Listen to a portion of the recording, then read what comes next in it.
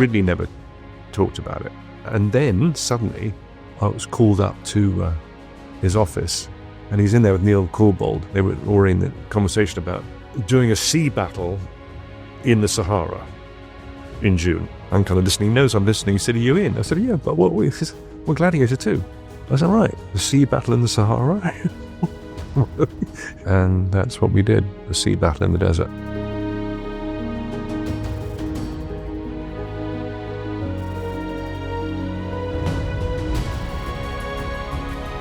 We revisited a lot of the existing structures in Malta. So the basic heavy construction of the Colosseum, the Forum they changed a bit, the palace was the same. So, I kind of knew the sets.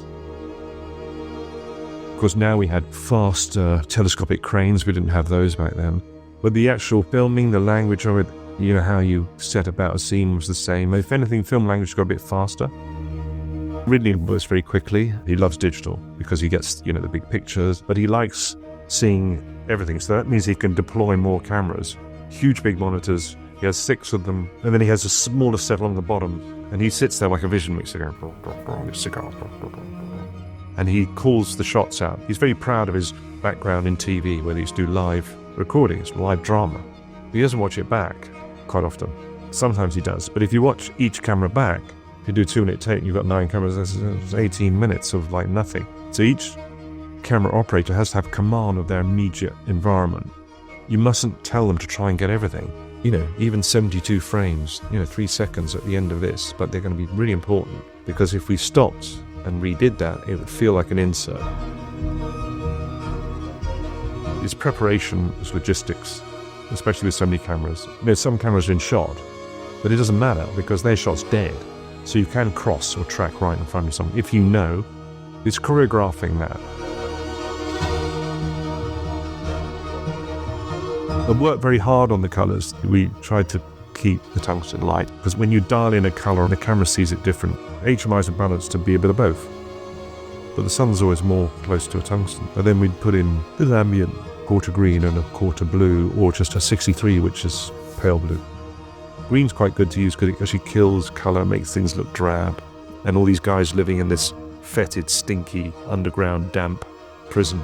And I don't like digital fire effects. They just look hollow. I like the old tungsten ones. We'd be bouncing the mini brutes between 30 and 70, and then we put a 103 straw on and a 188 cosmetic highlight. And that gave a different range of fire effects. Some warmer, some a bit more yellow, some a bit more orange. They put in something clever through a DMX cable, or you just slide the thing up and down, or you just have a guy just with a flag. That's the quick one, because then you haven't got to wait for all that cabling to come through.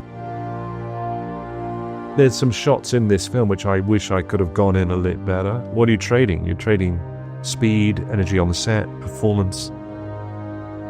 The digital cameras are fast as hell, and that's why we could use the zooms a lot. And if people are moving around the set, and there's camera coming, you can just edge out that camera by just tightening the lens. You won't feel the zoom, but you're just keeping the shot alive. And I was shooting deep. I was shooting 11:16, because a lot of the zooms will look better the more you shut them down. Some of the most iconic images are shot on cranes. You can bet they had a zoom lens on the end of that crane. We were inside Panavision. Right from the get-go, they would always make you something, or you'll ask for something. They'll make a bracket, they'll make a thing, or turn something round, or make a lens, or convert something. That was always good, the engineering side, and they always had the enthusiasm for that.